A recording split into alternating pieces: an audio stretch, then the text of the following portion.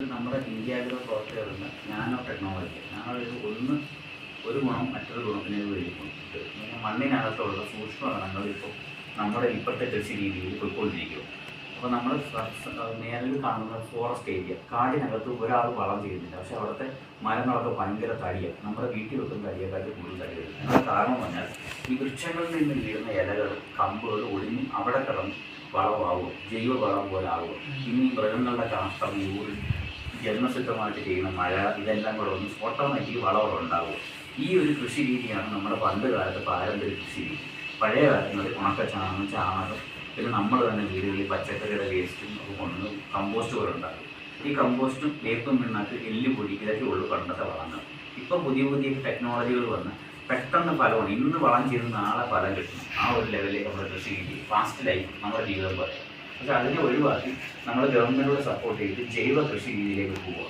നമ്മൾ ചെയ്യുന്നതെല്ലാം nano ടെക്നോളജിയാണ്. Nano technology പറഞ്ഞാൽ ഇതിനകത്ത് ആദ്യം കൊടുക്കുന്ന ഭൂവസ്ത്രം, നമ്മുടെ ഫൗണ്ടേഷൻ നേരെയാണ് വീട് വെക്കുന്നത് എന്ന് പറഞ്ഞാൽ മണ്ണിനെ ആദ്യം പ്രൊട്ടക്ട് ചെയ്യുക. മണ്ണ് നല്ലതാണെങ്കിൽ നല്ല വിളവ് കിട്ടത്തുള്ളൂ. അപ്പോൾ നല്ല വിളവ് കിട്ടാൻ വേണ്ടി നമ്മൾ ചെയ്യുന്ന ഭൂവസ്ത്ര സൂപ്പർ എന്ന് പറഞ്ഞ സാധനം ഒരു 2 കിലോയുടെ പാക്കറ്റാണ്. ഈ 2 കിലോയുടെ പാക്കറ്റ് പിന്നെ ഒരു ഏക്കറിന് ഉപയോഗിക്കാൻ വേണ്ടി പച്ചക്കറിക്കൊക്കെ. ഏലത്തിനാണെങ്കിൽ ഒരു 100 ചെടി 2 കിലോ പാക്കറ്റ് ഉപയോഗിക്കും. അപ്പോൾ നമ്മുടെ ഡൗട്ട്, 2 കിലോ പാക്കറ്റ് 100 ചെടിക്ക് എങ്ങനെ ഉപയോഗിക്കും?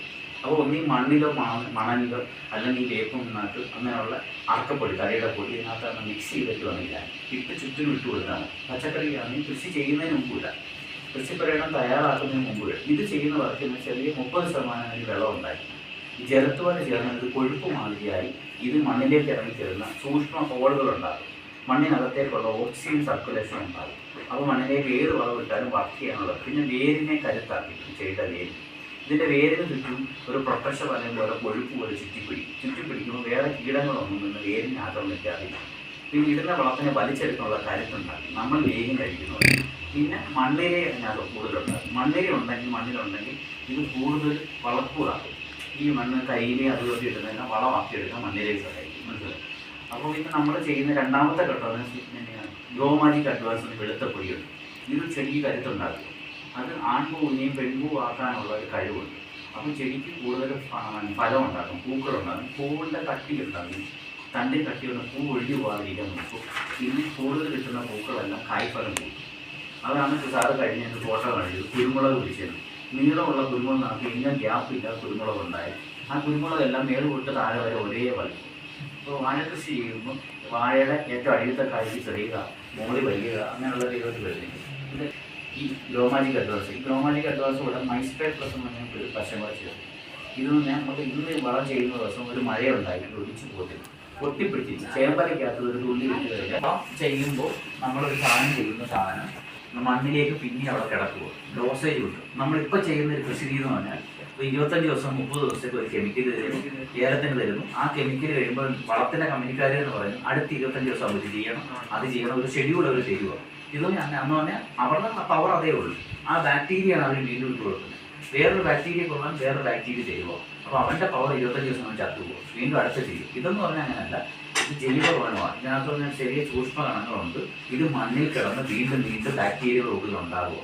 നമ്മൾ പാല് തൈരാക്കാൻ വേണ്ടി ഒരു തുള്ളി തൈര് ഒഴിച്ച് പാല് തൈരാക്കുന്നു. ഈ തൈര് തന്നെ വീണ്ടും അടുത്ത പാലിലേക്ക് ഒഴിക്കുന്നു. മനസ്സിലായി? ഒരു തുള്ളി മതി പാല് മൊത്തം പിരിയാൻ.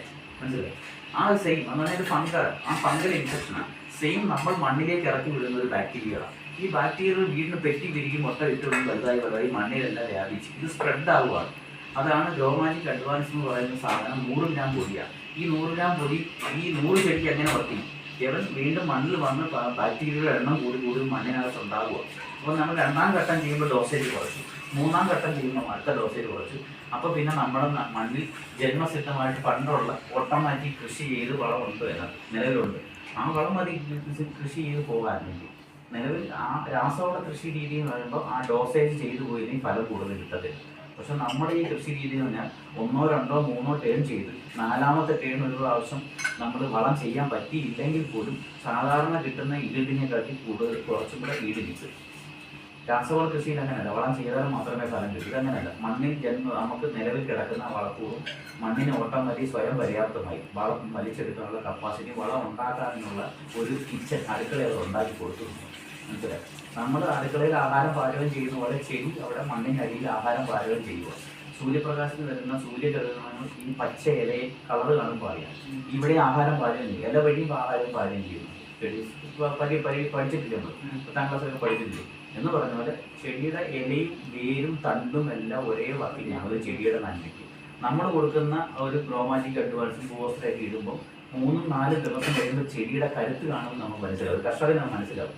ആ പച്ച ഇലയായിട്ട് കാണും, പച്ച പൂ ഡാർക്ക് പച്ചയായിട്ട് വരുമ്പോൾ അവന് കരുത്തുണ്ടായി എന്ന് മനസ്സിലാവും. അപ്പോഴേ നമുക്ക് അതിൻ്റെ റിസൾട്ട് അറിയാം.